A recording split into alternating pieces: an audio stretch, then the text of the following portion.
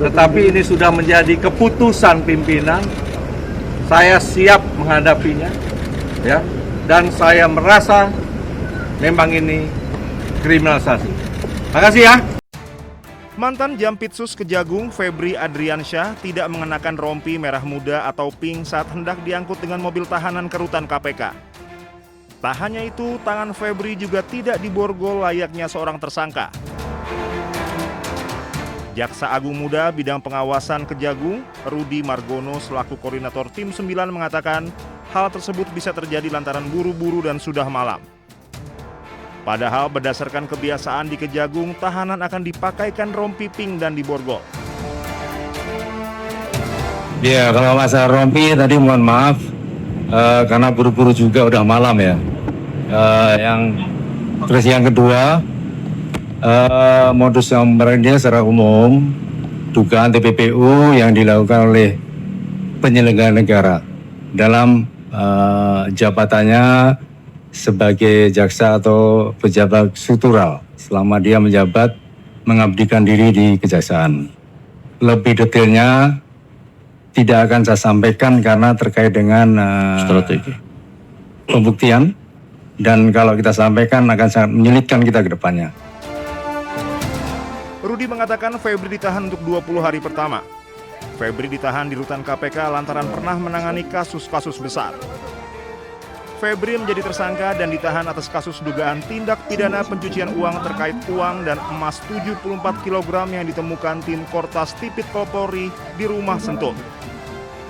Dari Jakarta, tim liputan Anyus melaporkan.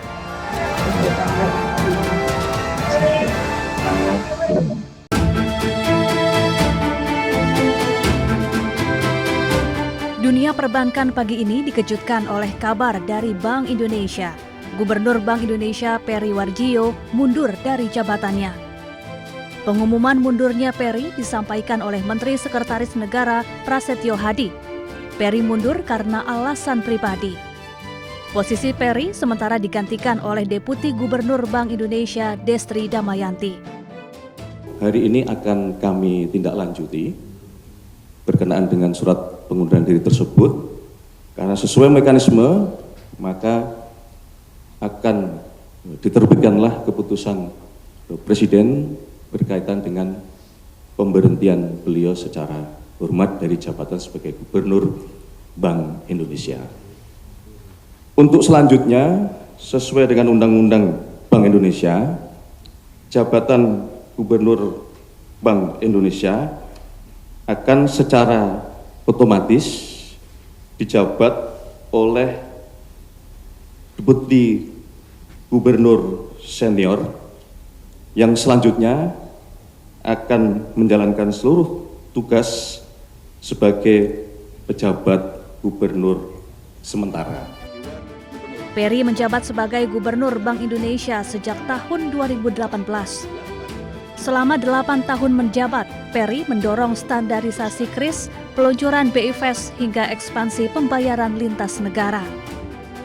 Tim liputan iNews melaporkan.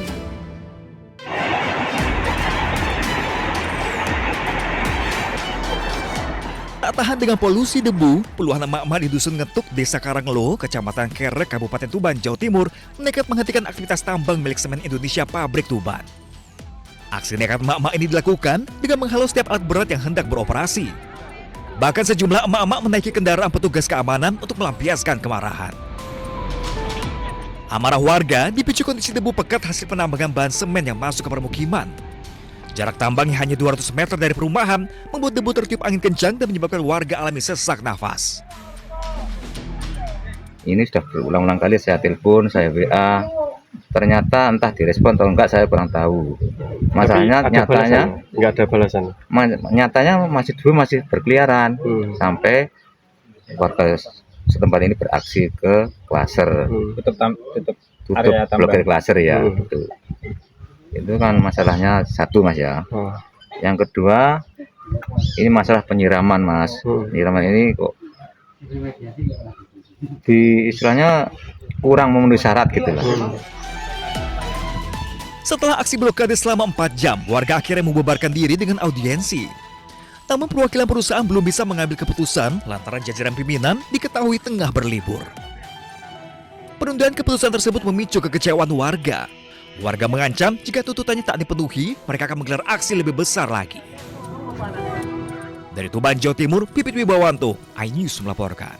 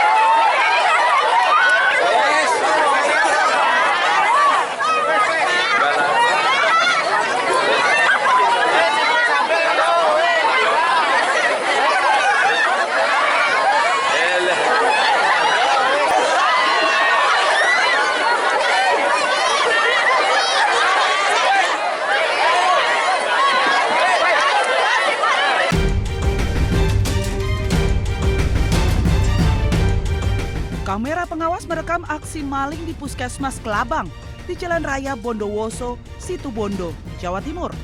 Pelaku terlihat mendekati target yang akan dicuri. Sambil mengendap-endap dan menunggu situasi aman, pelaku langsung mengambil motor di halaman depan Puskesmas dan kabur. Kasus pencurian motor ini telah dilaporkan ke pihak kepolisian.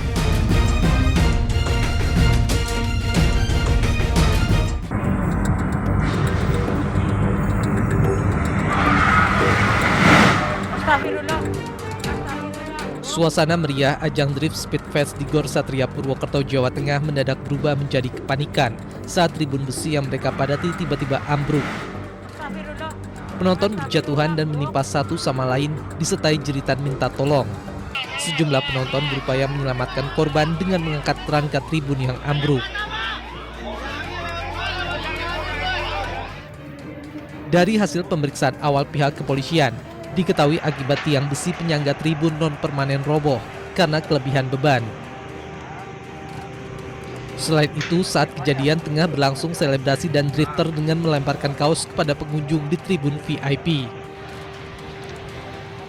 Hal itu mengakibatkan penonton tidak beraturan sehingga beban tidak seimbang. Mengakibatkan karena itu non-permanen, tribun atau panggungnya adalah non-permanen, ya tentunya ada pergeseran itu, goyang segala macam, kemudian rubuh. Nah tentu ini masih dalam proses pemeriksaan kita, ya, akibat yang mengakibatkan sehingga rubuhnya itu. Akibat peristiwa ini tercatat 83 korban luka dan dirawat di sejumlah rumah sakit di Banyumas. Polresta Banyumas masih melakukan penyelidikan terhadap peristiwa ambruknya tribun VIP kejuaraan nasional Drift Seri ketiga tahun 2026 di Gor Satria Purwokerto, Kabupaten Banyumas. Polisi telah melakukan olah tempat kejadian perkara dan memeriksa sejumlah saksi dalam kejadian tersebut. Dari Banyumas, Jawa Tengah, Saladin Ayubi, iNews melaporkan.